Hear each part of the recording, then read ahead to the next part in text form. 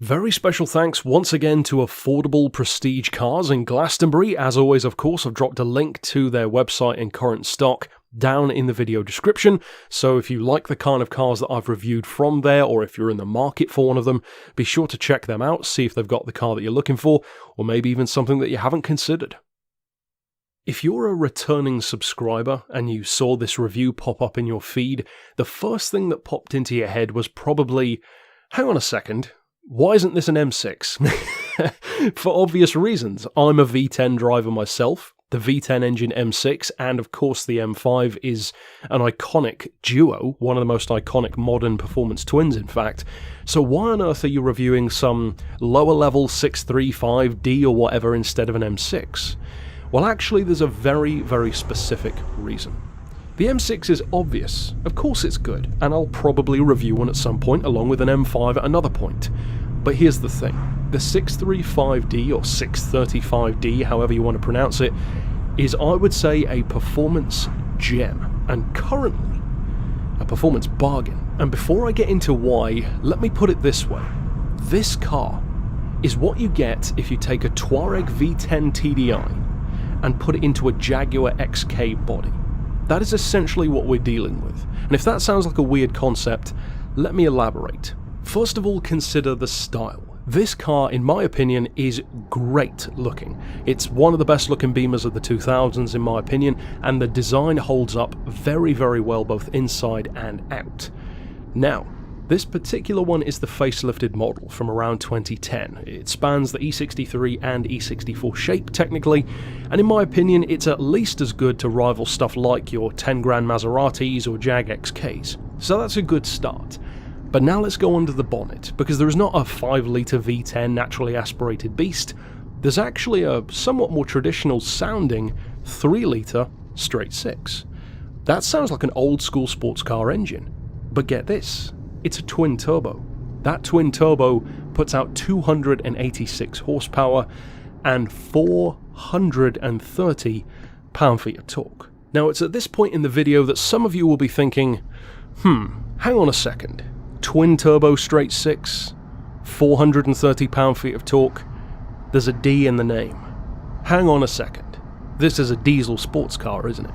Who in their right mind would want a diesel sports car or even a diesel GT?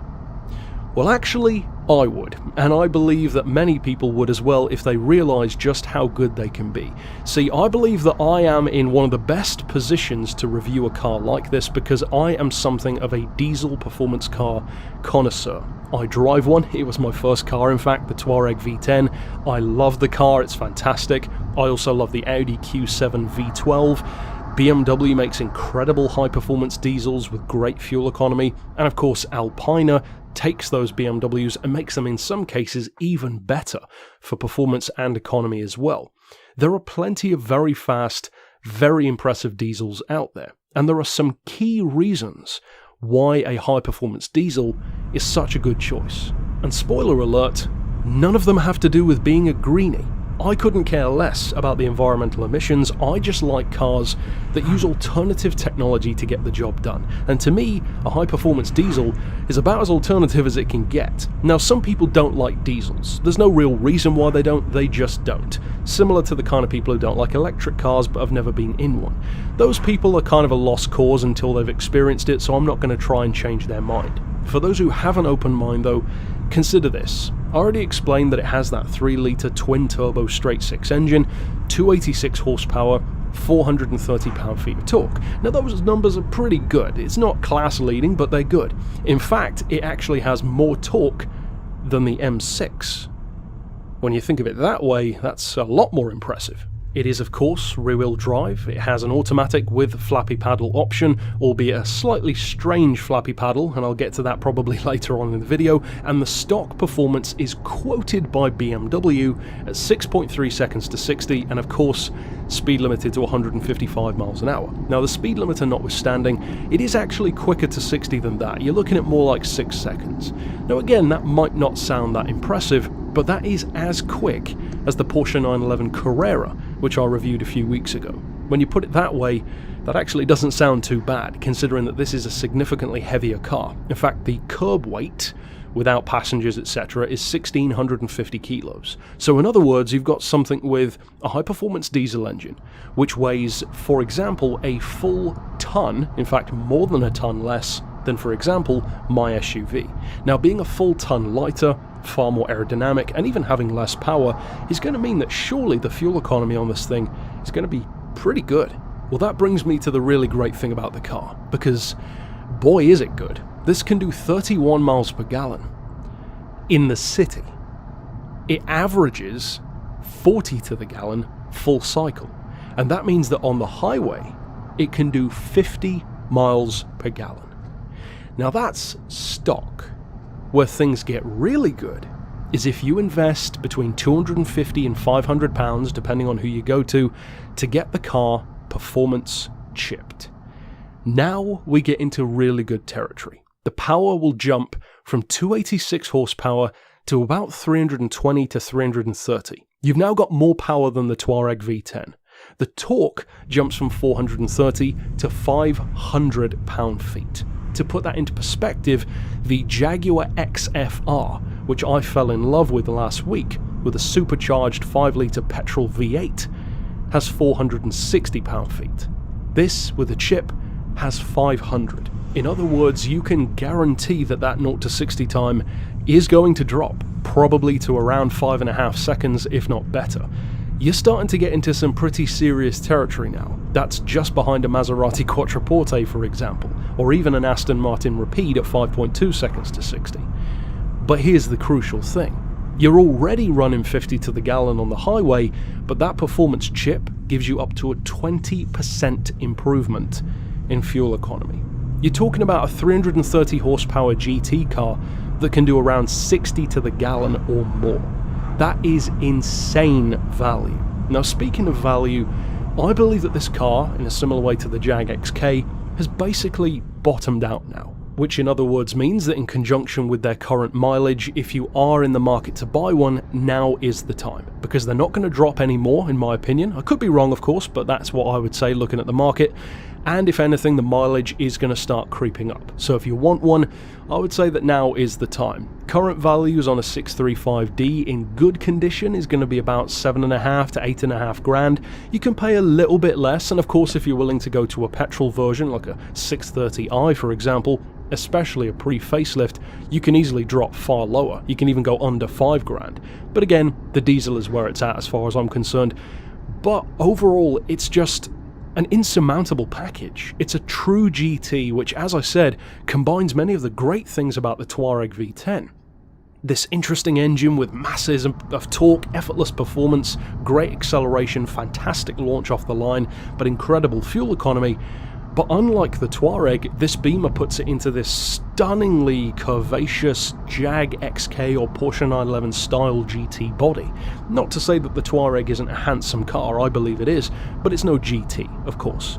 So to me, this Beamer, it's the smart choice. Now I plan to do a future comparison test between this, the Maserati 4200 GT and the Jaguar XK in the sub 10 grand GT category, and that's going to be an interesting matchup. But for now I will say, I believe that the Jaguar XK and this car are perfect rivals. If you're in the market for the Jag, you should also consider the Beamer. If you're in the market for the Beamer, you should also consider the Jag.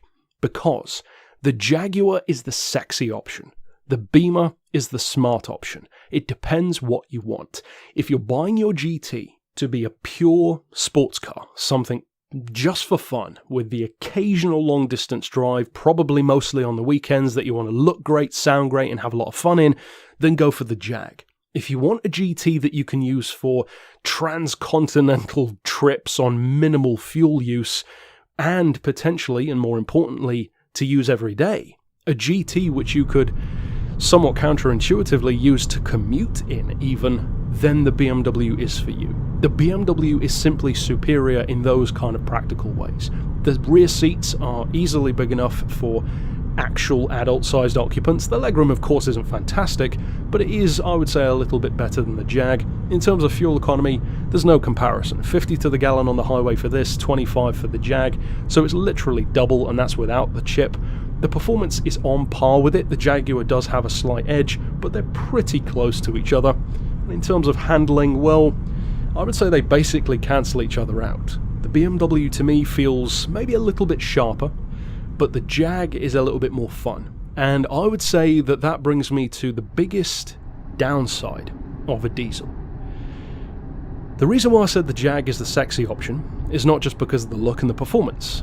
It's because of a crucial thing that many of us, if not all of us, would want from a sports car or a GT. You want it to sound good. The Jaguar sounds incredible, as you could hear in my review. So would a Maserati or a Vauxhall Monaro for a similar price, or even an old clapped out Corvette. But a diesel never does. And I say that as a huge diesel fan. The biggest downside that they have, aesthetically, is that they just don't sound good. When you start up this Beamer and it has that distinctive diesel tick-over noise, well, it doesn't sound like a tractor, but it certainly doesn't sound like a GT. And for those who are curious, that answers the question as to why I didn't rev the car up at the start of the video. There's no point. It just doesn't sound that impressive. Now with something like my Touareg, the fact that it's a V10 actually makes it sound better than it easily could, and something like the Audi Q7 V12 will easily sound good by diesel standards for the same reason. It is a V10, V12, etc. For something like this, a more traditional straight 6 with a smaller capacity, well, it just doesn't sound that special. Now when you're driving it, rather than revving and idling, it actually does have a nice little gurgle to it. But when you put your foot down or when you rev it up at a standstill, don't expect to catch much attention, because that's just not the way diesels work, and there's no real way around that. Even if you do a muffler delete and put a straight pipe exhaust on it, it still isn't going to be that loud. It's just going to put more smoke out the back. So as I said, for purists, you probably won't like the BMW. Even in terms of the concept behind it, you could consider it sacrilegious to have such a pretty GT car with petrol models in the range, including a V10, and then having this random diesel engine in there. I believe it's actually a great choice, for the same reasons why I said so many Porsche 911s in the range is a good choice. It means that you've got something for everyone. Imagine if there were a diesel version of the Porsche 911. Many people would hate it, but I tell you what, that would be one hell of an everyday 911. Imagine the kind of fuel economy that you could get out of a diesel Porsche, and the torque as well. I would love to see that. This answers that question for BMW. You don't need to wonder what it would be like, because they've done it. And if you put personal prejudices aside, just looking at the hard on-paper facts tells the story.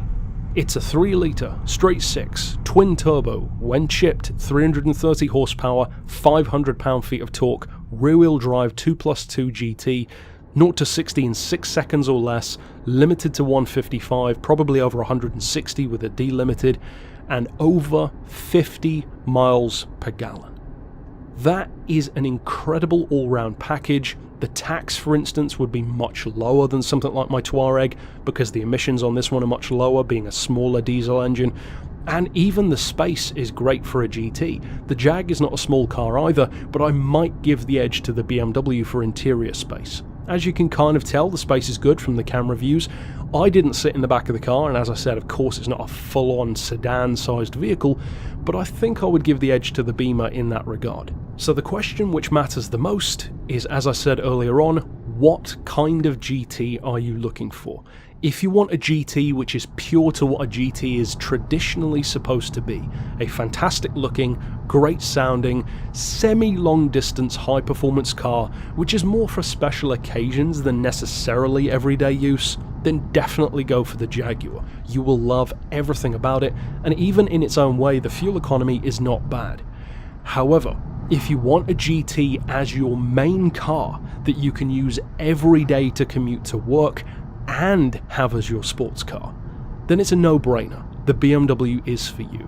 It's not the sexiest option, but it's a very smart one, a brilliantly engineered one, and the engine alone demands respect. The fact that it happens to also be in a great-looking car with a really nicely styled interior, with aesthetics that hold up very well to time, and yeah, I think it's, like I said, the smart choice. And to speak momentarily to my only real gripe with the car, and even then it's not a full-on gripe, it was just something which I would have probably done differently, you'll notice in the POV shots that the car has these weird flappy paddles which kind of curl around the steering wheel, almost for your thumbs to press them instead, and that is actually the case. You can press them with your thumbs, which of course pushes the paddle forward instead of pulling it back. Now, from what I used in the paddles in this car, from the time that I spent using them, it seemed to me like the operation was that if you pull on the paddles, right or left, it's the normal operation. Right to go up a gear, left to go down. Nothing special there. But I was curious why the thumb section, if you push forward on it, what would happen? I assumed that it was basically a system allowing you to have a choice. So the right paddle you could push or pull, left paddle push or pull to go up or down. That doesn't seem to be the case. From the time that I used the car, it seems that both of the thumb paddles, pushing the paddles forward, changes down a gear regardless of which side you use. But then pulling the paddles does the opposite effect, it changes up. Now, I would have definitely done that differently, because it seems kind of like a redundant thing to have it work that way. I would have had it so that if you pull or push the right paddle, it changes up, and if you pull or push the left, it changes down. To me, that just makes more sense. So that might take a little bit of getting used to for some people, but overall, I love the car. The only downside is the sound.